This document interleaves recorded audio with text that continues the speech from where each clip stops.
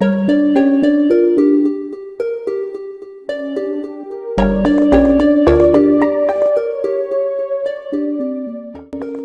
you've been a part of the Plants vs Zombies community for a long time, you know that there is one entity that sparks a discussion like no other. That of course being EA.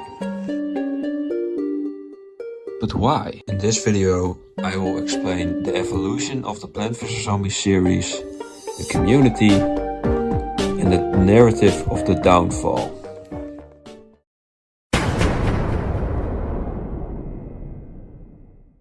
Was founded in the year 2000 by a guy named Jason Kapalka, gaining some success with games like Peggle and Bejeweled. In 2009, PopCap released their flagship franchise Plants vs Zombies. The game became a massive success. Plants vs Zombies saw a release on every console fucking ever, causing the game to become even more popular. This caught the attention of EA, who in 2011 bought PopCap. EA from then on would publish every future Plants vs Zombies game.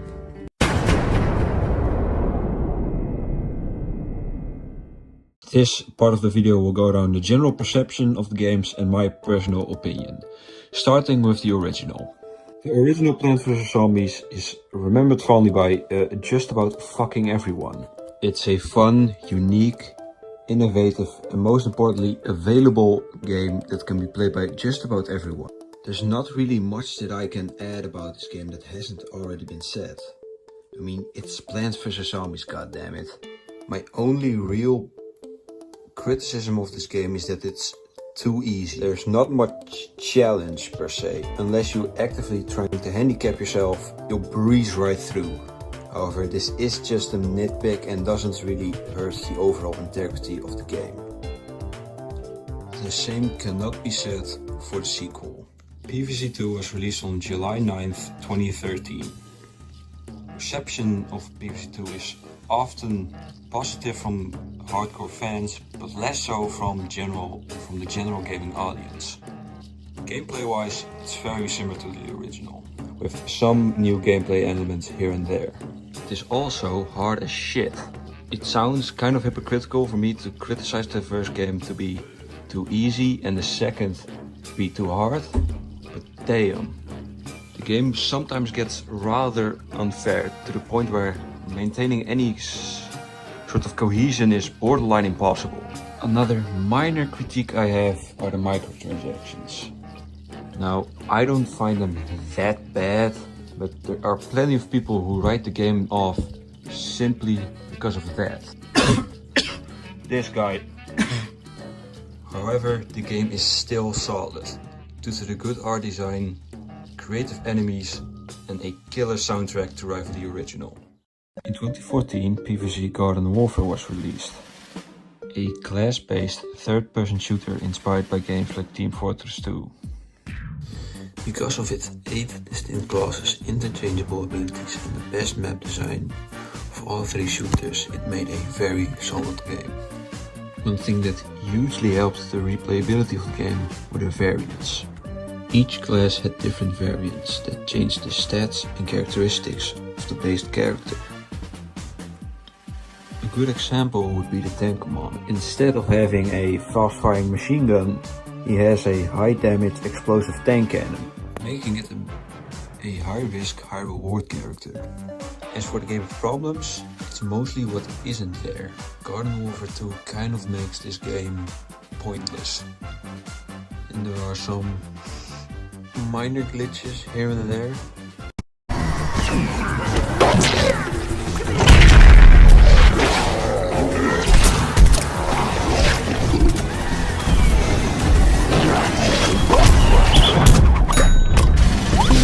Despite that, it was widely accepted positively and was successful enough to gain a sequel. Speaking of said sequel, it released in 2016, 2 years after the first shooter.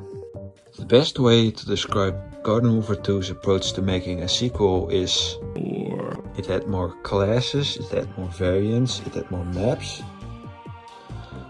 The updates that the game received were also massive game changers, with things like weekly modes, even more variants and classes added, and more maps. Garden Warfare 2 also had a open world and a sort of campaign. So yeah, I'd say Garden Warfare 2 so far is pretty dank. Not everything was sunshine and rainbows. The game had a noticeable increase in sticker pack prices, despite the fact that there are both more customizations, most of which sucked ass. What the hell is even that? And more characters. Besides that, there was also the introduction of legendary characters.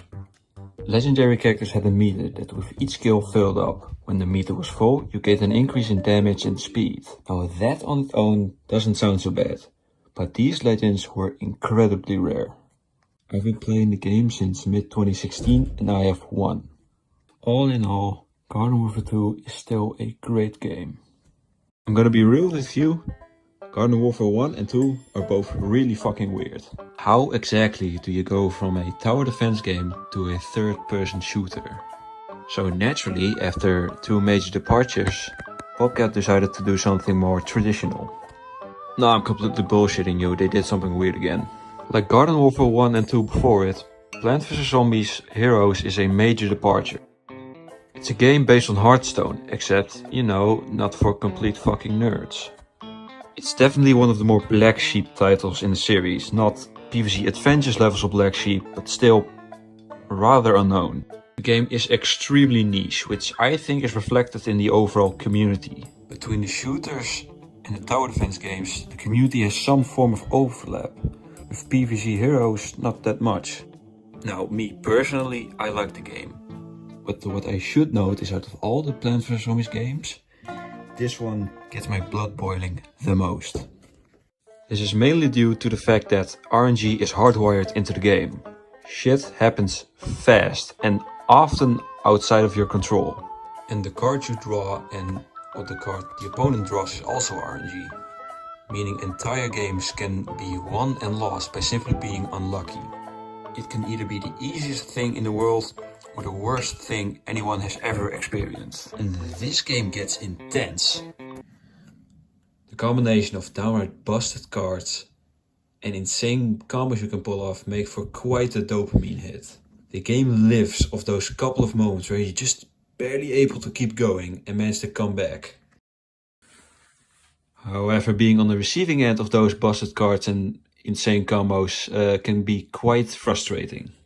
Here's just an example of how wild this game can get. Once again, due to RNG being a factor. Wait! We need a leap! We need a leap! We need one! Come on! Come on! We need a leap so bad! For the freaking win! For the freaking win! Someone! What the heck just happened? The RNG is both really satisfactory and both frustrating at the same time. But there's still a decent amount of skill required to play this game. As I stated before, the general perception from the game ranges from good, don't give a shit, and a cash grab. So all in all, PVZ Heroes is a frustrating but definitely fun and unique entry into the series. So, what's up next? Shit. Battle for Neverville's troubles began before the game was even announced. Although there was some speculation of a new game coming out, nobody expected a leaked trailer. Although clearly unfinished, it was pretty obvious that it's gonna be a large departure from Garden Warfare 2. And you might be asking, so, how's the game? It was different. It was definitely different. Mum, this tastes different. Did you put anything different in it? I put a bit of A large overhaul of the class system. For starters, no more variants. In exchange for the lack of variants, you got a massively overhauled upgrade system, which made upgrades from something you just throw on and forget even exist to, well... Holy Jesus! What is that? America, fuck yeah! Coming again to save the motherfucking day, yeah! America, fuck yeah! Freedom is the only way, yeah! Quick side note, be a fence balancing throughout the entire life cycle was pretty shit. Another thing that got massively expanded was the campaign. You now have 4 individual campaigns spread out over 4 open world maps. They also changed the way you unlock things. Character upgrades and such were exclusively unlockable through either A, leveling up, and B, via the shop. This in turn made it so that you could no longer unlock things that change gameplay through the sticker pack system, which was switched for a singular capsule that gave you a singular cosmetic. As for the public reception of the game, it's very split. I've never really seen a fanbase be so divided over a single piece of media. One half of the fanbase says, hey, this game is alright, it may not be as good as Garden Warfare 2, but it's still decent. And others think it's EA's portal to hell. And I think this split reputation is mainly due to the game's poor launch. When the Founders Edition first came out, it was unbalanced, it was extremely glitchy, but most importantly, it lacked a lot of content. And I think this left a very bad taste in a lot of people's mouths. However, it should be noted that BFN changed a lot over its life cycle, with balancing, additional upgrades, and characters being the main focus. And press map. However, very game-breaking glitches remained a very large part of the game, up until its cancellation. Despite the game's future looking somewhat promising, BFN was cancelled on September 2nd, 2020.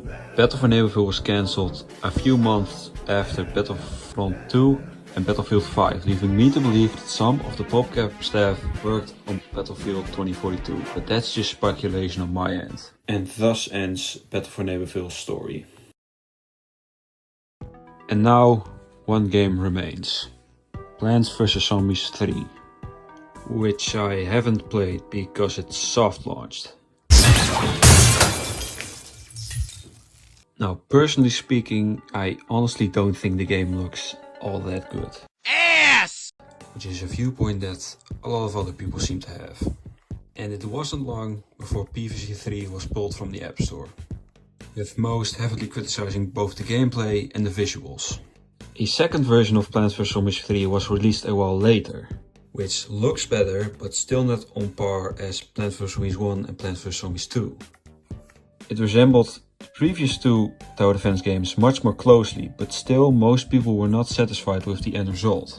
Both versions of Plants vs Zombies 3 were received majority negatively, with the second version a little bit better than the first. And since the release of the second version of Plants vs Zombies 3, nothing has come from PopCap since then. That was until during the writing of this video, PopCap announced Plants vs Zombies Match, which is a match 3 game.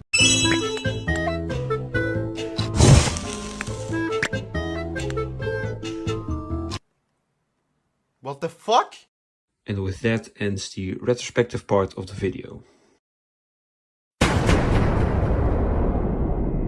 The community section. The one thing that's supposed to make this retrospective stand out from all the others. It doesn't. From my personal experience, I'd say that the Plants vs Zombies community is perfectly serviceable. It's not a safe haven, but it's definitely no Star Wars either. Those more observant of random people online could probably say a bit more about the community than I can, which in that case, maybe comment down below. Do you like my engagement strategy? But as it stands, it's perfectly fine. And a special mention to some of the community figures out there, who despite the current position of Plants vs Zombies and its community are still willing to keep going. And it would be a crime for me not to mention Wolfie Plays and Zero X Fusions, the 2 biggest community members as of right now. Not counting Zack Scott, with a Plants vs Zombies series that would make any anime jealous.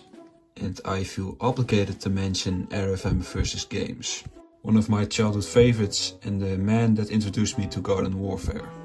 However, for the past 2 years, the Plants vs Zombies community has been plagued by an occurrence. It's when someone not 100% dedicated takes a look at Plants vs Zombies. Sometimes it's just the first game, but more often than not, it's the whole series. But unfortunately, the majority of those videos end up being something that the Plants vs Zombies community absolutely loathes. Something that sends the subreddit into a frenzy and is the main driving force behind the creation of the video you're watching right now. That being the downfall of Plants vs. Zombies.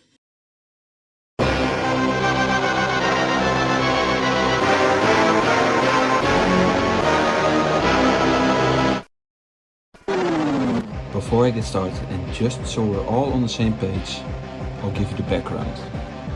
The narrative has its origins with the Plants vs. Zombies retrospective video made by Foco. And although he didn't state some form of downfall, you see a lot of key points used by the PVZ downhill crowd really materialize here.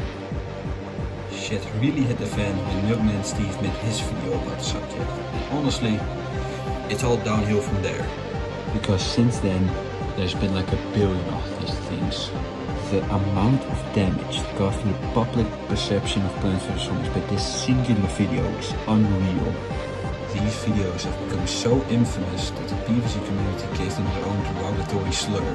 PodCap proof EA bad. This comes from the overall branching argument that EA is the source of all of Plants vs. Zombies problems. With some of the key points being pinned on EA, regardless if they had any involvement or not. But before I get to those, I want to tell you my stance and how I think about all of this. I fundamentally disagree with almost every point presented by the narrative. I'm usually the kind of guy that's willing to hear people out. In order to have a proper discussion, you need everybody to speak their minds and make their stance clear. But when someone mentions Plants vs. Zombies being ruined or saying something along the lines that EA destroyed it, hell no. I'm so fed up with the whole discussion that I'm no longer willing to hear people out. Because I know it's just going to be the exact same arguments over and over again. But about those arguments, I will talk about the two biggest key points used by the narrative and why they really don't hold that much ground. EA forced microtransactions and fired George Fan. This one is self-explanatory. The story goes that EA, after buying PopCap, forced them to add microtransactions and fired George Fan upon realizing he wasn't on board with it. The problem with the argument presented here is, well, that it's simply incorrect. Before PopCap was even bought by EA, they had already decided to steer in a more mobile game direction. This being confirmed by a PopCap employee. Came out and it's a tablet mobile thing first, and they're like, well, look at what EA did. I'm like, I think the most misconception is that EA forced any of that on us. Like, that was most of those choices, if anything, were all internal choices that were chosen long before we ever got bought out. As for George Fan, yes, he was against the idea of making Plants vs. Zombies 2 a premium mobile game, but he never stated that was the explicit reason for him being laid off. And notice how I didn't say fired, I said laid off. Laid off meaning he was fired because of problems PopCap had, not because of problems PopCap had with him. We should also mention that he and the general PopCap staff were often at odds with one another. Even if he wasn't laid off, chances are he still would have left on his own accord. The downfall rarely talks about the gameplay, usually just dismissing it as fine so they can really drive home the point of the microtransactions. You could criticize the difficulty, the gameplay, the half-fast leveling system, or just anything else, but it would actually require you to play the game, and not just quit on the first couple of levels of Ancient Egypt.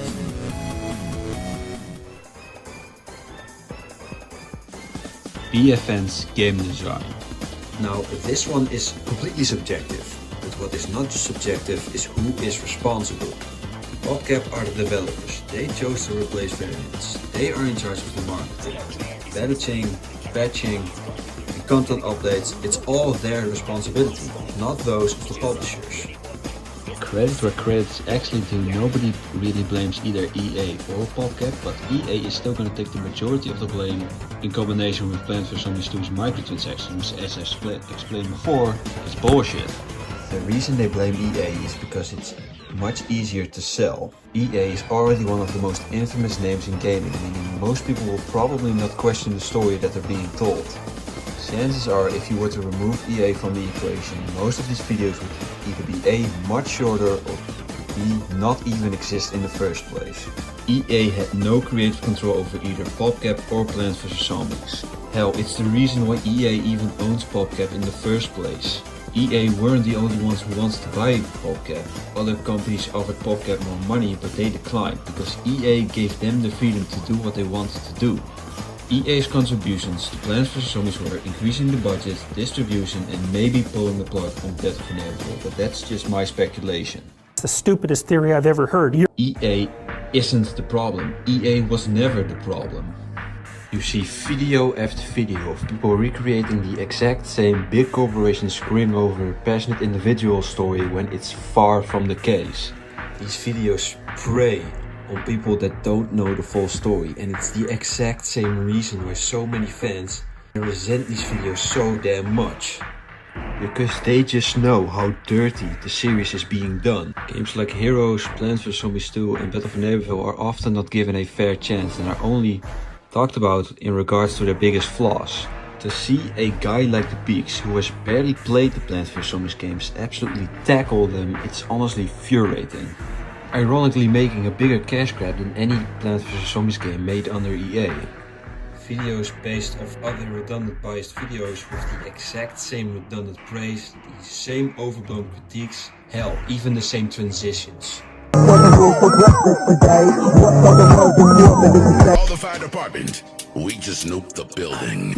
All to just get a quick buck from a video they made in one evening with a can of Guinness. I think the two worst ones are definitely the ones by Nunu Nice and the Beaks.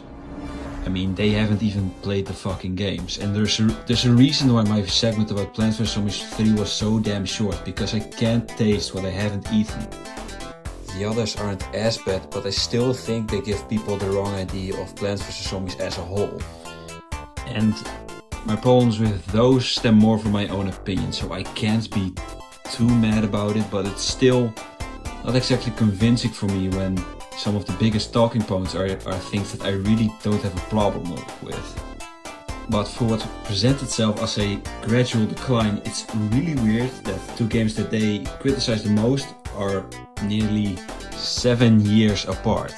If Plants vs Zombies 2 was the beginning of the end, then goddamn does this movie have a long ass third act. But to summarize, the narrative creates a story that is poorly researched, over-exaggerated and sometimes flat out incorrect. It bangs on nostalgia and lack of awareness to stick with the viewer, and to sell its story. I'll end the video on the quote. No, scratch that, a fucking statement. PopCap and by extension Plants vs Zombies was better off with EA than without them.